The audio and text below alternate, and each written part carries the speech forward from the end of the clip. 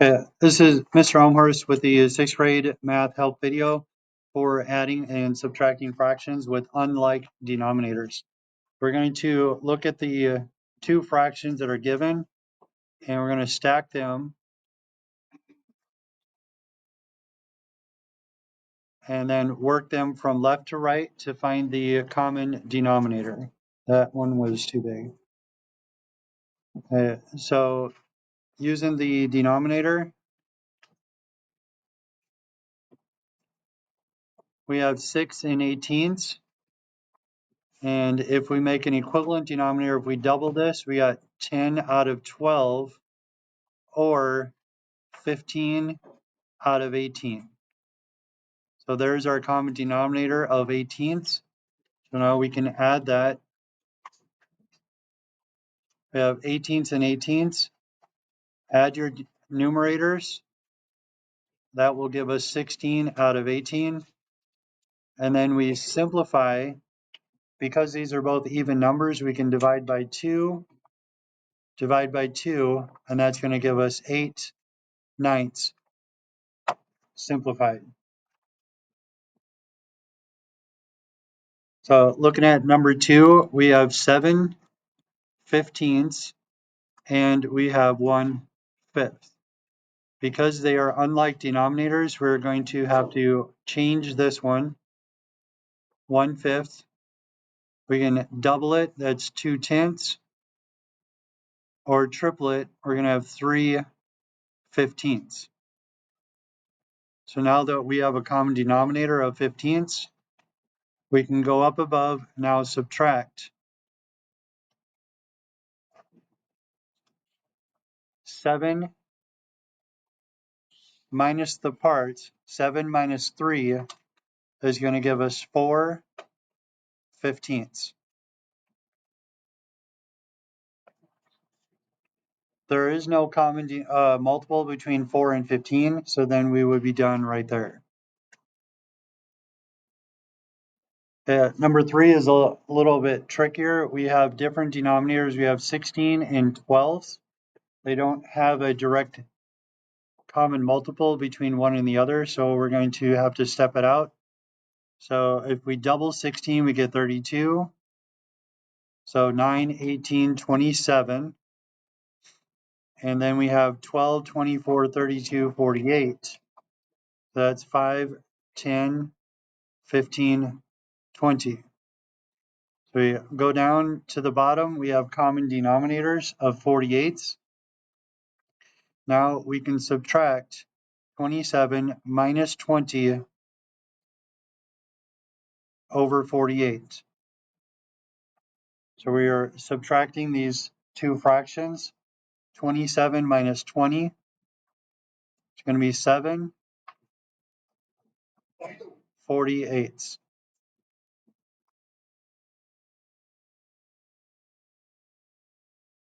Well, looking at problem number 4, take our first fraction, 5 out of 14,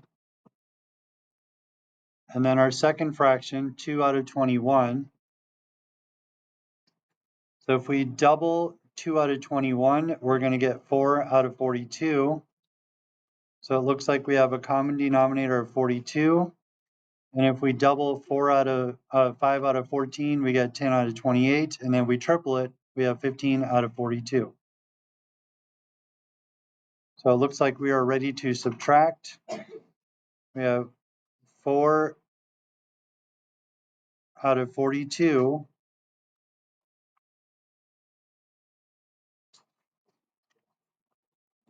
We got 15 minus 4, which is going to give us 11, and that fraction is out of 42. 11/42. All right, continue on with number 5. We're starting with 7/8 and 1/6. We're going to step it out, making equivalent fractions. Once we get to the common denominator where both of these fractions come together, we're at 24. And this says subtracting, so we're going to subtract the parts. 24 I started using boxes, so I'm going to just keep using boxes there.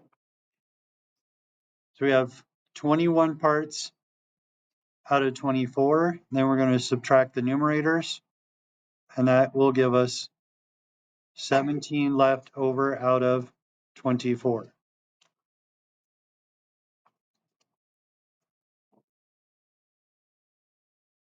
Looking at number 6, we're starting with a negative 7/10,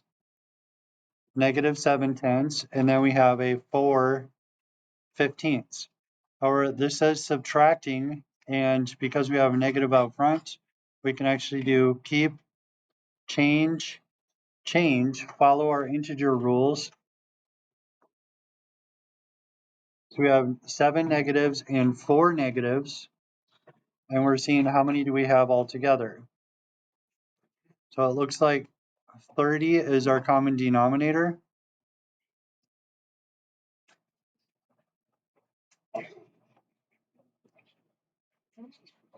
So if you had 7 negatives and you took away 4, you would be getting more negative. You're subtracting, it's becoming more negative, so we're actually going to add these together.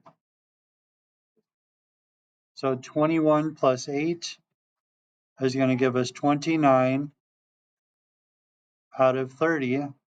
And we had negatives, and then we subtracted more.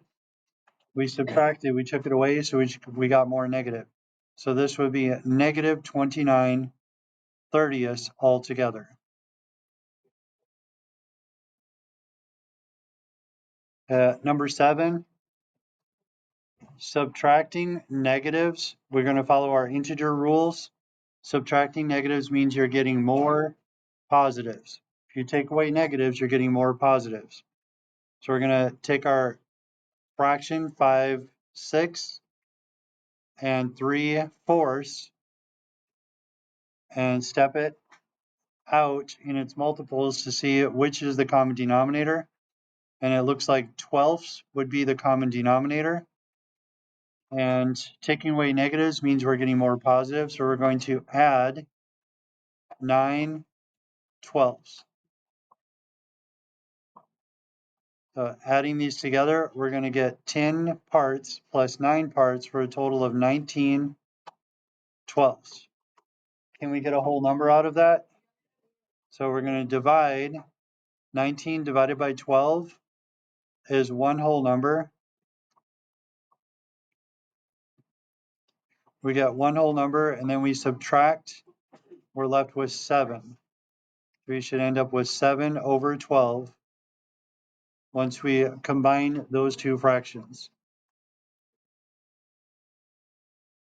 Okay, moving on, looking at number 8, we have negative 2/3 take away negative 1/2. So we have a common denominator of 6 and 6. So the first fraction is negative, and then we subtract the negative 3/6. But once you find the common denominator, we have 4 negatives, and then we take away 3 negatives. Taking away negatives is getting more positive. So following our integer rules, we're going to end up with one more negative out of 6 as the denominator left over. Okay. Number 9, you don't necessarily need to do a common denominator of 6, but if we did, we would have 7/6, which is 1 and 1/6 together.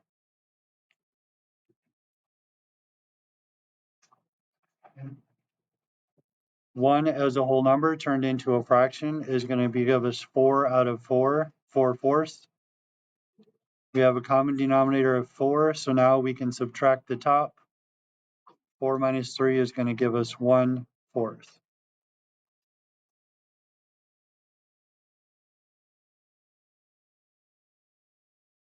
Combining the fractions here is going to be 4 and 8/9 together.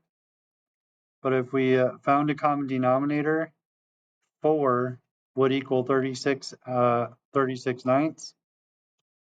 And we add them together, we'd end up with 44/9,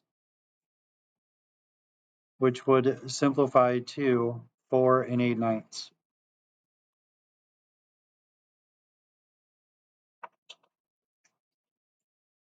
5 whole numbers take away a quarter. 5 whole numbers would be 20/4. Take away 1/4. We're going to end up with 20 minus 1, which is 19/4, which would simplify to 4 3/4. Divide 19 by 4, it goes in there 4 whole times with a remainder of 3 left over.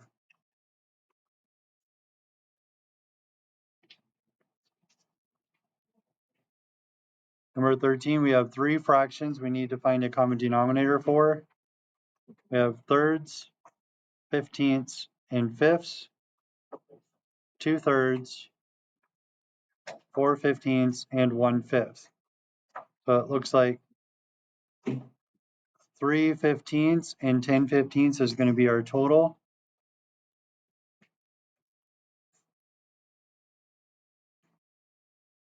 We combine these, we have 10 out of 15 and 3 out of 15.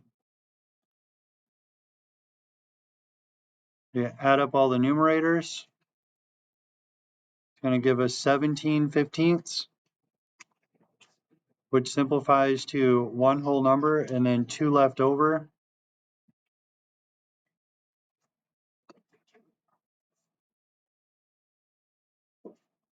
Number 14, we have fourths, thirds, and twelfths. So the common denominator is going to be twelfths, 3/4, 1/3, and 11/12. Leave that off of there. So now 3/4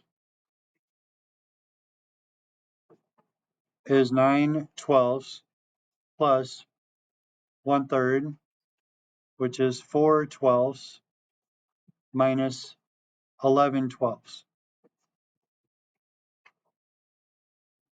Since all the denominators are the same, we're going to add and then subtract, going from left to right. That's going to be 13 minus 11/12, and that's going to give us 2/12 left over, simplified to 1/6.